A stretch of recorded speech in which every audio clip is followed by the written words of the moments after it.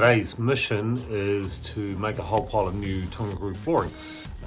The old bora decided to have a field day on the existing flooring, so I need to replace about 3/4 of it. So I'll show you the process of making new flooring from 50mm thick slabs.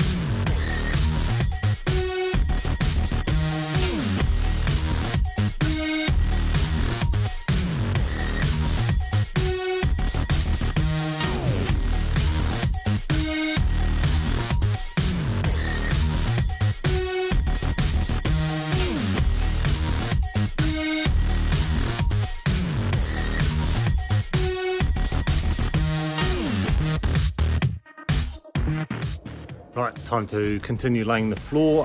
Little tip, if you don't happen to have the right size drill, you can just use a nail, snip the head off. Works really well, as long as it's reasonably soft timber. And this is Oregon pine, so it'll be perfect for drilling through this.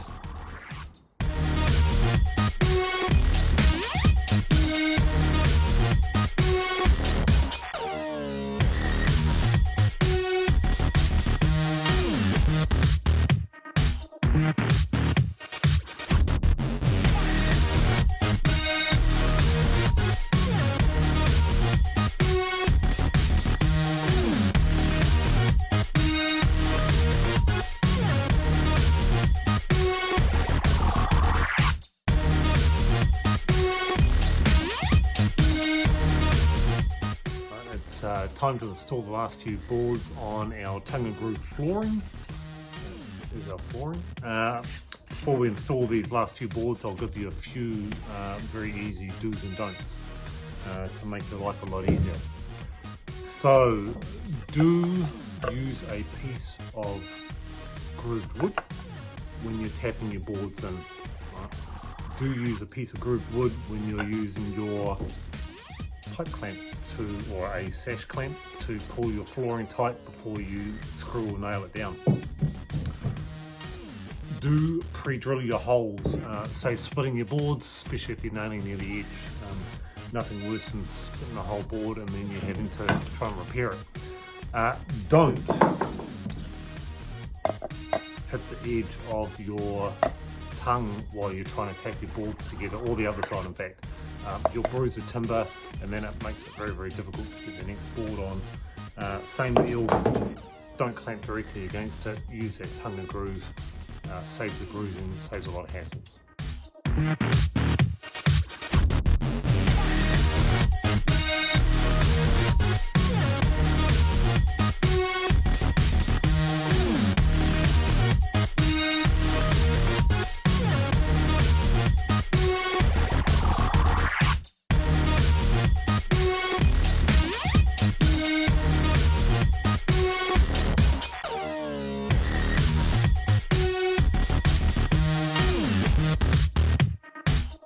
Nice easy way to fill in the holes on your floor, so gather up all that fine sawdust from the sanding, mix it with some PVA and makes pretty much a perfect colour match, because it's the wood that comes from the floor, for filling any gaps.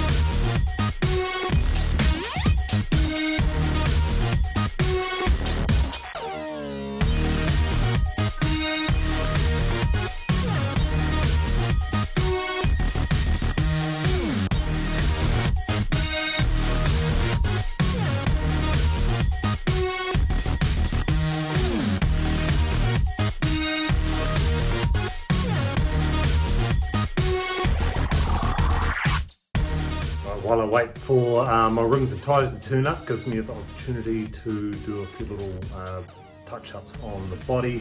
So there's a couple of little slits that I've tied up, a couple of cuts in the aluminium. So what I'll be doing is I'll be patching those with glass fibre sheet, very, very strong, as long as the prep work's done properly. So I've sanded the inside of the aluminium with 80 grit because it's something really a good key surface to bond to.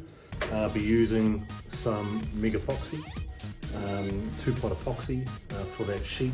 And the other thing I'll be doing is clamping it in place with a piece of polyurethane sheet, or HDPE. This is really good because the epoxy won't stick to it. So you just, once it's dry, you give it a little tap and it pops off. So if you don't have any of this, the substitute is just use a piece of wood and use a milk bottle. Same stuff, different thickness, works great.